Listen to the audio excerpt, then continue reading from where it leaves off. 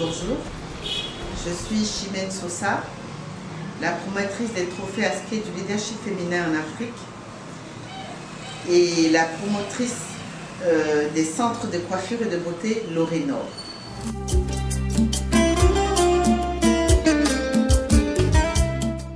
Merci pour la question parce que ça me permet de justifier pourquoi je suis arrivée à faire des événements autour des femmes. Je crois que la coiffure sublime la femme. On arrive à transformer cette femme qui vient vous voir parce qu'elle veut être jolie à un être suprême. Et on a essayé de donner ce label à L'Orénor par l'expérience. Je crois que si on a réussi à arriver à ce parcours, c'est parce que depuis l'âge de 18 ans, où j'ai eu mon premier diplôme qui s'appelle le CAP de coiffure, j'ai compris très vite qu'il fallait exceller dans ce métier parce que si vous n'avez pas le don de la coiffure, vous ne devenez pas un bon coiffeur. On ne devient pas un coiffeur, on a un don. J'ai eu la chance d'avoir voyagé, d'avoir fait des grandes formations autour de ce métier. Le mot ASKE est dans un langage du Sahel qui veut dire beauté, éclat, splendeur à grande échelle, lumière à grande échelle. Donc, en un mot, ce mot veut dire la splendeur de la femme qui brille. Donc, on a décidé de mettre ce nom sur l'événement parce que cette femme qui brille, qu'on a repérée parce que par son talent, par son savoir-faire, par son expérience ou par son leadership, est devenue emblématique puisque dans son pays, elle rayonne. Donc c'est celle-là qu'on nomine en fait.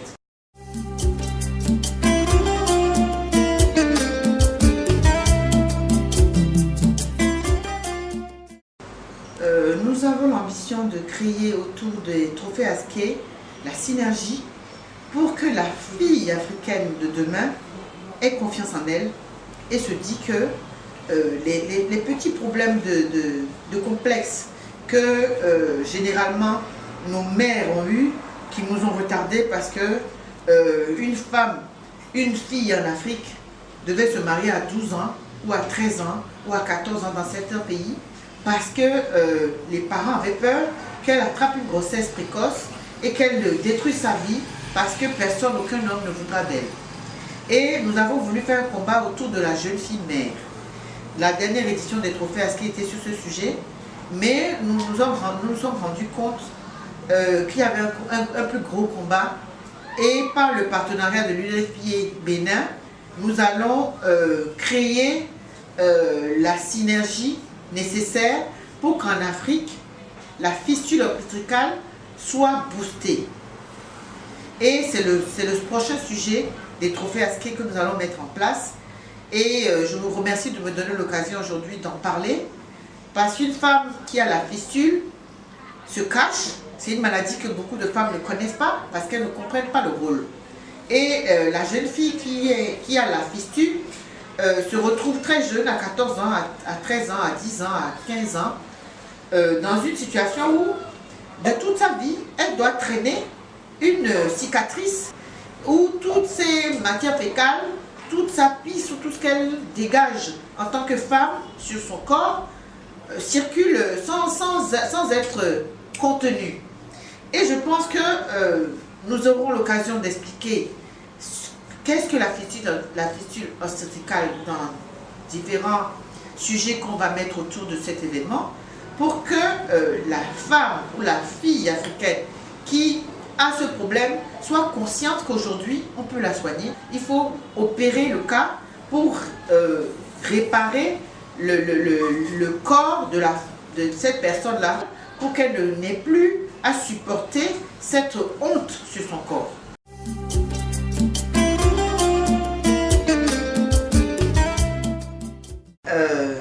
J'ai eu un rêve un jour.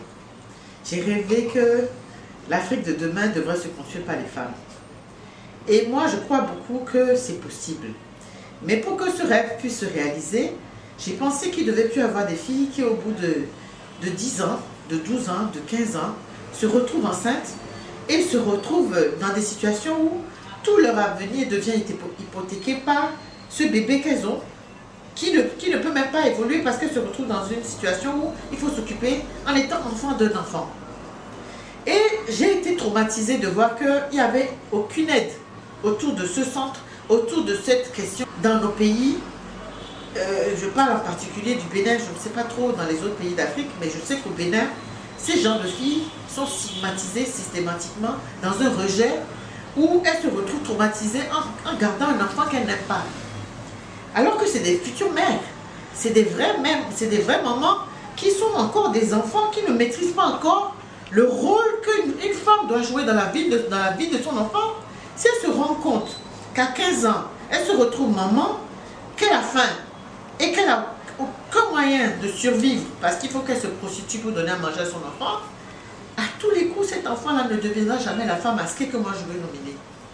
C'est comme ça que l'idée m'est venue que, au lieu de donner des trophées aux femmes qui ont déjà réussi, qui ont déjà de quoi vivre parce qu'elles ont réussi à sortir de l'ornière, je voudrais donner cette chance-là à cette jeune fille qui, par la faute du destin ou bien par ignorance, s'est retrouvée enceinte et que demain peut devenir une autre personne qui a réussi sa vie parce qu'elle aurait appris quelque chose. Et je pense que nous devons essayer de changer nos mentalités en Afrique en pensant que c'est ailleurs que ça se passe. Je pense que chaque personne qui a un métier, qui le fait bien, qui l'approfondit et qui devient professionnel de ce métier-là, peut vivre de ça et devenir quelqu'un demain.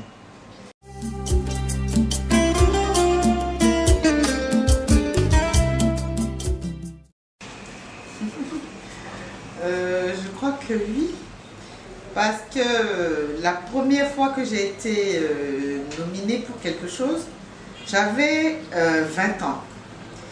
Quand j'ai eu le diplôme de mon école, j'étais la première de mon école et j'avais passé l'examen théorique qui était le CAP et l'examen pratique se passait 2 ans après pour mon école et j'ai eu le premier trophée de ma vie, j'avais 20 ans. Et la directrice de mon école m'avait prédit que je serais une grande coiffeuse parce que j'avais ce talent dont je parlais.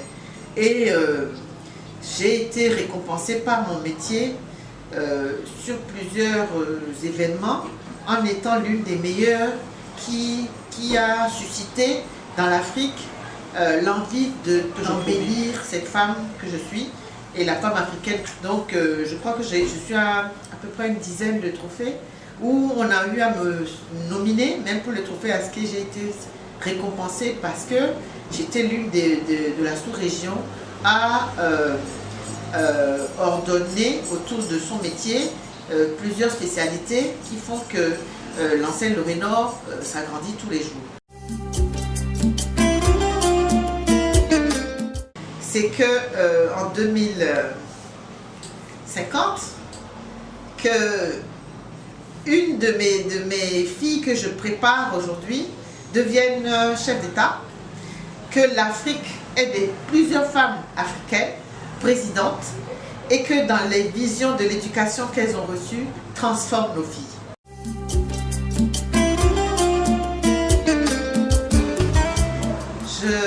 Je vous remercie de m'avoir permis de faire cette interview qui était, je crois que j'ai parlé avec mon cœur.